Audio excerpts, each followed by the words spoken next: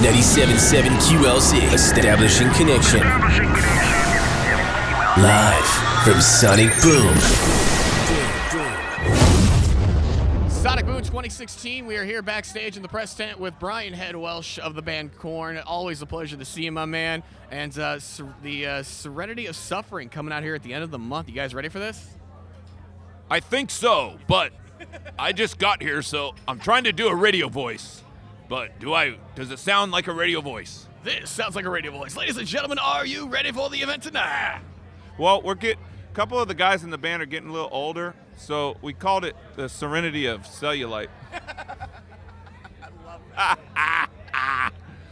Oh, man. So has now that you're back in the band, this is the second album with you back in the group now, has the writing process changed and evolved any from the previous time? Yeah, mainly it's changed a lot because mainly I just come in and write everything and teach everybody what to play. So that's how it's been going lately, but we haven't done that in the past. No, I'm just joking. It's all of us in a room together with the musicians, and Fieldy comes and goes when he can because he's got 5 kids. And so mainly it's been all of us, like Ray, Monkey, me, Fieldy, a producer, and then Fieldy takes off and comes back. So, and then Jonathan listens to it and usually doesn't like it, and then he grows to like it in about 2 months. That's what happened with this album. So it became that process of, all right, you gotta love it, dude. It's coming out one way or the other. Put the lyrics. Yep. It's just, there's a song that he absolutely hated. He was like, what were they thinking? Why would they write this? Da-da-da-da. They took a stupid pill. And it became his very favorite song. Like, no joke. And which song is that?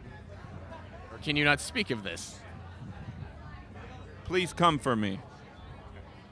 So, yeah, it's crazy. Awesome, man. Well, I'm looking forward to hearing the whole album. You guys have done some instant gratification tracks so far. Are you doing anything else leading up to the record's release at this point? Any more instant gratification tracks? There's a football game going on over yonder way. Not right now. I used to be a big deal in the 90s, and I'm trying to do an interview. But, yeah, we're releasing the Corey Taylor track. We did that. And then we're going to have another one in a couple weeks, right before the album. And then it's all. You know what's cool? Maybe it's because I'm in the band, but I think all the songs we release have some substance and some energy and some just make you feel something. And so when you get the album, every song's going to make you feel that way. And there's no fillers. We threw the fillers away. So do it front to back and make sure you listen to it from start to finish. Don't be one of these cherry-picking things. I mean, if you're 12 years old, I can't tell you, but, those that absolutely love bands and want to support them and feel the whole experience, definitely listen from first song to last song. Cool. Your brand new book, I shouldn't say brand new, it's been out for a hot minute. What's the catalyst for you to write a brand new book? This is your second, and this is about the time that you were away from Korn to the time you got back. Both times that I wrote like 3, so, but all 3 times, it was someone coming to me saying, you need to write a book, and I'm like, I don't want to write a book. All the times, I'm telling you. The second one was because I was in contract with the first one to write another one. But once I started it, I was like, I pour my soul into it. When I do something, I do it 100%.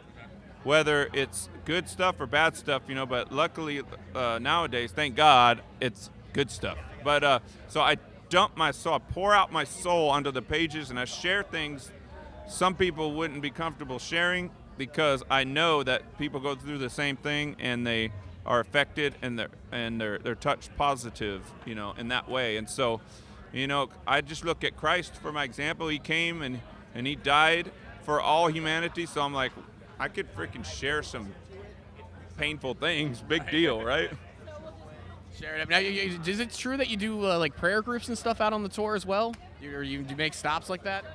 I like to call them different things because I don't want people to get the wrong impression. But yeah, I do. I come out, I bring a handful of picks, and I tell people that I used to be selfish. I used to go and do my thing backstage, and it was all about me. But now I like to come, and we like to just ask God, hey, show us who's hurting out there maybe that needs some uplifting. You'd be so surprised. We come just last night. I better not say it. It's still fresh on the people, but just crazy things that happen to people, and they come to a show to maybe forget about it, you know? And so I tell them, I go, you guys have been led here, most of you, maybe not all of you, but and the stories I hear are just incredible. There's people in tears, there's people laughing. So I do that. I just tell my story, and then I offer up to pray for them, and then I hang out and do pictures and give them pics and whatever. It's just, I'm not trying to convert anybody. I'm trying to touch lives, and whoever doesn't want it, I love them just the same. Now, I read in an interview you're more of a spiritual guy. You're not a huge fan of organized religion. Right. How do you feel about, like right now with the heat of politics and everything like that? It feels as though sometimes organized religion is used as a vessel for the wrong reasons. How do you feel about that, or what do you have to say about it? It's crazy because, again, I go back to Christ, and he came and he was opposing the religious system.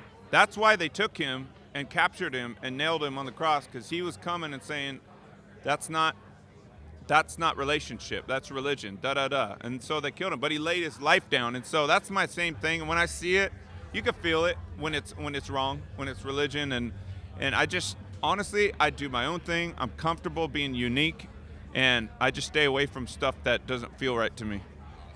Brian Head Welch, Serenity of Suffering, coming out later on this month. Thank you so much for the time, man. It's been an absolute pleasure. Thank you. Serenity of Cellulite!